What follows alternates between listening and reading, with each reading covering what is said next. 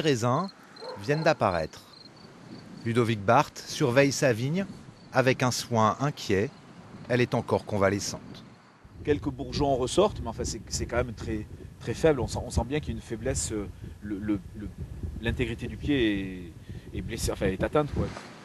Les séquelles de l'averse de grêle qui l'été dernier a ravagé l'entre-deux-mers et les 48 hectares du domaine de Ludovic. Ma récolte entièrement détruite, c'est effectivement quelque chose d'extrêmement lourd, d'extrêmement dur. C'est un abattement incroyable. Enfin, pour moi, à ce moment-là, c'est fini. Toute la production 2013 perdue en une demi-heure.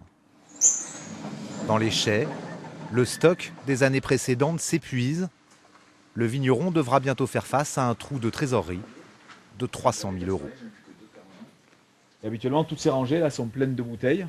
Là, on voit les palox vides, c'est-à-dire ceux qui devraient être pleins aujourd'hui. Eh bien, malheureusement, pour l'instant, ils ne sont pas. Pour surmonter cette mauvaise passe, Ludovic a cherché des investisseurs sur Internet. Ils viennent aujourd'hui visiter des vignes, devenues un peu les leurs. 20 pieds, hein, prends les 20 les plus beaux, moi je veux. Non mais tu prends... en fait, ça fait 4 poteaux. Ça fait 1, 2, 3. Ces particuliers, amateurs de vin, ont accepté de louer une vingtaine de pieds chacun. Ces parcelles portent désormais leur nom, une manière de financer Ludovic en attendant la récolte 2014.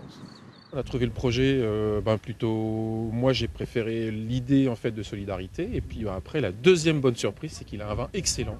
Donc voilà, c'était la cerise sur le gâteau. Un vin qu'ils achètent moins cher. Celui-là il sert à rien, on peut le virer. Avec en plus le plaisir de se sentir un peu vigneron. Oui, ça y est, ça débute. Je sens que je progresse. Ils sont aujourd'hui 70 contributeurs. Il en faudrait 5 fois plus pour compenser les pertes de 2013. Mais Ludovic y croit. Son réseau s'étend et ses investisseurs deviennent peu à peu des amis.